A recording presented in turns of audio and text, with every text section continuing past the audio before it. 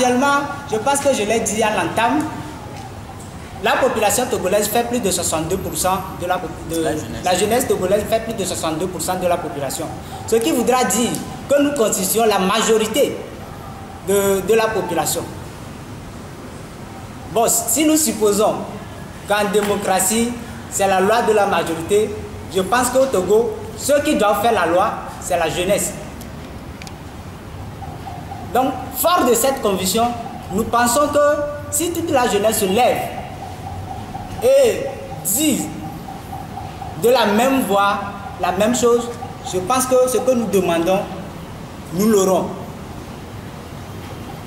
Donc voilà à peu près. La deuxième question, toujours de M. Derman, il dit, bon, que comment pouvons-nous contraindre les acteurs à trouver un consensus, puisqu'il y a une disposition de la CEDEAO qui parle de consensus. Mais nous disons, c'est simple. Je ne sais pas, la loi de la CEDEAO, c'est les hommes qui l'ont fait. Si la jeunesse se lève et dit que plus de 85% de la population d'ailleurs veut les réformes avant les élections, ce qui voudra dire que si aujourd'hui la jeunesse se lève, comme nous le faisons, la jeunesse se lève et prend le flambeau, prend le devant de la lutte, et que toute la population, tous ces 85% de la population suivent, je ne vois pas en quoi cette classe politique va s'obstiner à continuer le processus. Toute la classe politique réunie, je ne sais pas, ils font combien en pourcentage par rapport à la population togolaise. Donc si 85% de la population togolaise veut les réformes, je pense que les acteurs politiques, ils sont en minorité. Donc voilà, nous pensons et nous croyons encore que si toute la jeunesse se lève, ils vont s'entendre entre eux. C'est d'ailleurs ce que nous demandons. La question 2 vient de M.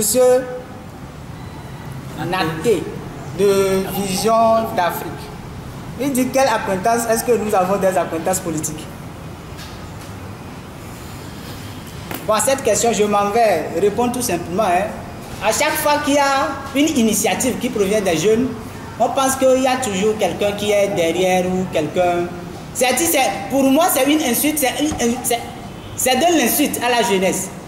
Donc, vous voyez que nous ne sommes pas suffisamment intelligents pour prendre une initiative de nous-mêmes. Vous pensez que nous ne sommes pas mûrs pour faire une analyse de la situation actuelle et tirer une conclusion?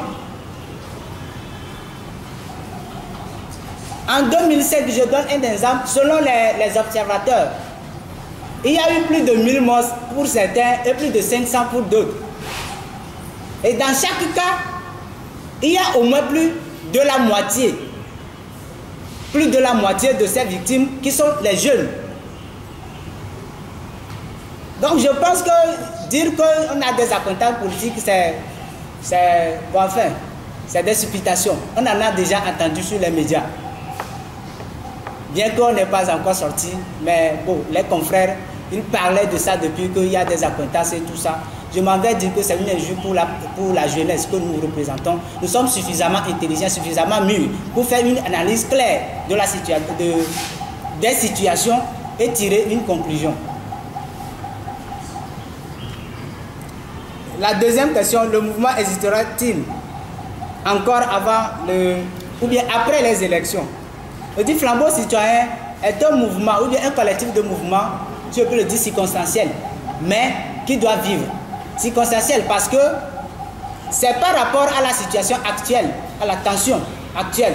Nous voyons que dans le pays, il y a la pomme de discorde, c'est les réformes. Ce qui fait qu'il y a certains acteurs qui disent, bon, nous n'allons pas aux élections parce que les réformes ne sont pas faites. D'autres disent, nous allons.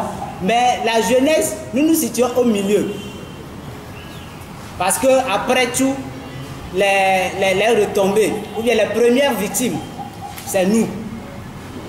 Après les élections, si nous demandons réellement les réformes et que nous obtenons les réformes aujourd'hui, je vous dis que demain, Flambeau Citoyen rentre en caserne et reste à l'avant-garde.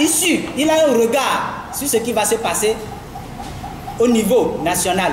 Mais ça ne voudra pas dire que nous allons nous ingérer dans les affaires politiques. Enfin, nous voulons apolitique. C'est bien que nous nous prononçons sur des questions politiques, mais nous pensons que ces questions politiques engagent notre vie. C'est pourquoi nous le disons. Mais nous ne prenons pas parti par rapport aux différentes parties, si je me permets de dire, aux différentes parties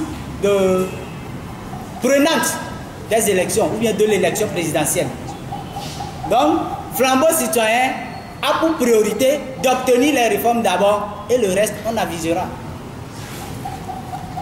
Et la troisième question vient de Afripresse, M. Modeste, qui voudrait savoir pourquoi ne pas s'attaquer aux questions de l'éducation au lieu de s'attaquer aux questions politiques. Bon, je pense que j'ai déjà répondu en partie. Ce que nous disons, c'est vrai que nous touchons la politique, mais ce que nous disons a priori n'est pas politique. Ah oui, ce que nous disons a priori n'est pas politique. Pourquoi? Parce que selon une analyse que nous avons faite, après une journée de réflexion, nous nous sommes rendus compte que tous ces acteurs politiques qui parlent des réformes aujourd'hui, les réformes en réalité les profitent moins. Ceux à qui les réformes, ou bien ceux pour qui les réformes sont plus bénéfiques, c'est la jeunesse. Pourquoi? Parce que premièrement, faire les réformes permet à chaque Togolais et à chaque Togolaise, enfant, jeune ou adulte, de rêver de devenir un jour président de la République. Vous n'êtes pas sans savoir que dans notre pays, notre constitution actuelle ne limite pas le mandat. Ce qui fait que, bon, en tant que jeunes que nous sommes, nous ne sommes pas autorisés à rêver de devenir un président un jour. Nous ne rêvons pas, parce que pour nous, une seule personne peut faire 90 ans au pouvoir, alors que la durée de vie moyenne c'est 70 ans. Donc, quand tu es né, tu n'as pas le droit de rêver. Alors que moi, je mets en première position le droit de rêve comme un droit inaliénable à un être humain. Qu'on n'a qu'à nous permettre de rêver aussi. C'est ce que nous demandons. Mais au-delà de ça, il y a d'autres choses qui entrent en jeu. Quand vous voyez par exemple à l'université de Lomé qu'on privatise une cité, la cité des étudiants, qui se veut un logement social, c'est-à-dire c'est un service social. Si vraiment il y a une compétition à la tête de l'État, s'il y a une compétition au sommet de l'État, il y a une compétition à la magistrature suprême, si le président de la République sait que juste à cause de la privatisation d'une cité, il peut perdre les élections, je ne suis pas sûr qu'il l'aurait fait. Au niveau des élèves aussi, je voudrais dire un mot. Vous ne pouvez pas imaginer que ici à Lomé, il y a encore des établissements secondaires, de seconde en terminale, qui n'ont pas de salle.